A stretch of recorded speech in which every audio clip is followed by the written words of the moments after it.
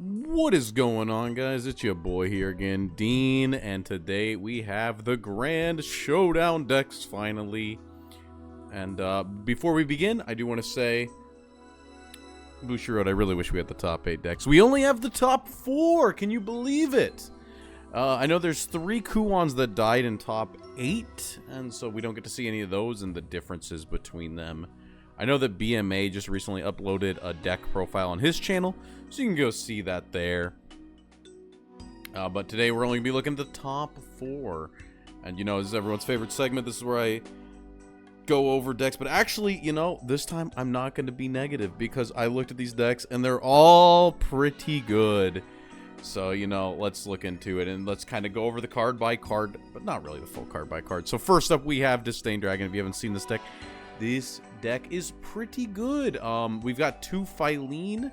You know, I think that the reason that we're on this card is, as a two of, is definitely for deck space. If you ever played this, it is kind of awkward. It takes a lot of slots to be able to, like, shove this thing in your deck in high counts, but, you know, cutting down, instead of the 3-2 packs, we're just going 2-2. I kind of like that. We're playing the Fina as well, to be able to just, like, pop our opponent's 1-drops. It's like basically extra pieces of removal on an aggressively static card. Pretty nice indeed, and it can pair well with the Claw, and if we really need to, we can also, you know, plus with it potentially. The real big addition in this deck over, like, a standard one is the Babdakatha. Not every list plays it. That's right, not every list plays this one. I think that we're playing this for the Scry. Because if we get to look at the top 3, I mean, it's a 3-mana 2/3, kind of lower stat, but there are those slower matchups, and you win those slow matchups like Kuon and Control Abyss off of the fact that you have busted cards like Forte and Gal Mew. So, we need those cards. And then on top of that, if we can scry into, I'm guessing, the Dragon Oracle.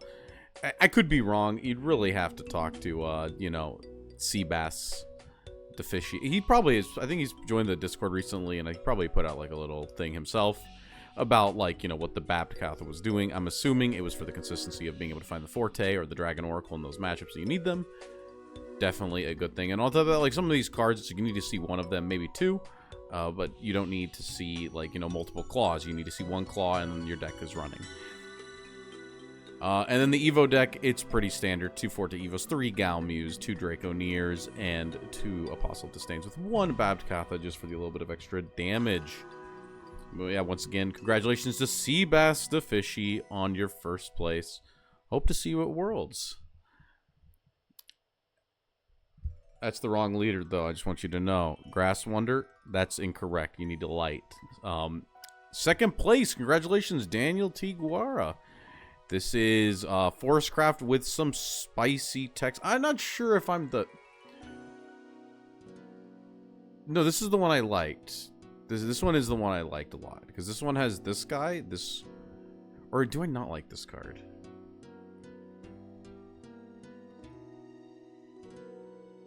Because we got Fairy Circle and the Spirit Shine, and then we have the Amataz plus Fairy Dancer. I mean, it's standard, the standard deck with 2 Tias. I do like the Tia. It means your Spinaria turn has, like, a few more nut options available to it. And then we also have the Green Briar Elf. This card is just, like, helping set up for the combo turns. You can tell this is, like, a slower version of Fairy Forest. It can have, like, the Turbo Nut Hand, like, obviously, because, I mean, look at this curve. It's very aggressive. A lot of 2 and lower. But playing the Green Briar Elf, I mean, that's like a card that's definitely going for a little bit slower setup. Getting rid of one of the things that we've established earlier, but in order to, you know, build our hand up for the big combo turn. This is definitely a nice addition. I do like it, actually, quite a bit. I like anything that increases the consistency of our deck and that pushes us more from, like, a high roll, like, nut on you deck to, like, a slower build up into, like, this big board. That's what the Fashionista is, right? It's a card. Can be put down on the combo turns, or it could just be put down early, 2 mana, 2/3. I mean, this card was around a lot during the, what was it, the Elephant meta. This card was played a lot because we were able to buff a card +2/+2, and that's why it's really annoying. You put it down on 2, you look at your opponent, you say, next turn, no telling what this card can do. It can hit you for 2, it can buff something for 2 and make my board unbreakable. Could be used as removal. All around a super flexible card. Of course, we've got the Roach, we got the Elf Songs. I mean, this is just the deck. The deck is broken. It has, it's just those nice little consistency additions that we have with those, and the Fashionista's pretty cheeky.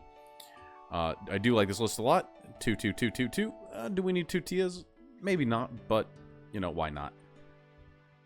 It's not like, you got the space for it, who cares? You got 2 of them in the deck. And then next up is Floros. Once again, congratulations on the World's Invite. And 3rd place with, you know, this is the Hunter variant. I saw this one from Japan. This was the one... I don't know, I like all of these, actually. I think all of these are a little sick. What are we doing here? The big thing is we have, like, some Hunter cards. We have, like, the Archers... And then we have the Woodland Cleaver that when it's summoned out of the deck, if people have never played Hunter, this card has Storm when it's summoned by an effect, but also this card can just evolve, and then it becomes a 3/3. Here it is. Yeah, you can evolve this card, and you make it a 3/3 that just deals 2 damage to something on the board. So it like doubles as removal and Storm option in the mid-game. Playing 3 of the Apostle of Unkilling lets us summon a 2-drop Hunter from our deck. So we're able to summon out the Archer or the Woodland Cleaver, just giving us a couple of options to build a bigger board. Now what do we take out? We took out like the Elven Princess Mage for that. So we're kind of like playing a more go wide, less combo-y. Okay, so that's why we're on 2 Spinaria. You know, the first time I saw this, I was like, why do we not have 3 Spinaria? Because Spinaria is broken. But in reality, it's because the Spinaria, we're playing 2 of it because... I mean, just like, look, there's no pixie generators or like the Fairy Wisp generators. So the Amataz, I mean, the Amataz is still okay because of Spirit Shine and Fairy Circle, but there's no Wisp to be able to get the big combo off. One of Azudia to be able to like turn our opponent's cards into an amulet sometimes. More importantly, on Evolve, just 6 face damage. Just 6 uninteractive face damage while we like continue to build up our hand for the combo. Yeah, definitely a solid list. The Elf Girl Liza, which I heard at some point stole a game against a Dragon player, where like this thing came down. And I guess the Galmu Total Domination, the Destruction Claw, whatever, is 2 instances of 2, not like 1 instance of 4. So, yeah, take 1 less damage from enemy abilities. It means it deals 2 damage instead of 3 damage. And that actually became relevant because, you know, these cards, they're health totals lined up just perfectly. So yeah, I heard the Liza was insanely good. And we get to play the Mark of the Sixth. This card is a little toxic. Look at this. Boom. We can Karibo. Just our opponent's attack doesn't deal damage. Quick speed. It's pretty good. Yeah, definitely an interesting list. I do like it quite a bit. I'm honestly surprised that like Forest had this conversion. Forest had an insane conversion. I guess the Amataz Forest, just like Japan showed, I mean, it was broken. Maybe I should have trusted it more. And then 4th place, Sun. You know, once again, congratulations. You didn't get that invite. That kind of sucks. But, you know, definitely a good run. It was a big tournament. There was a lot of people there. You got the Gilnelisas. Definitely not too bad. You're not walking away completely empty-handed. This was a good tournament.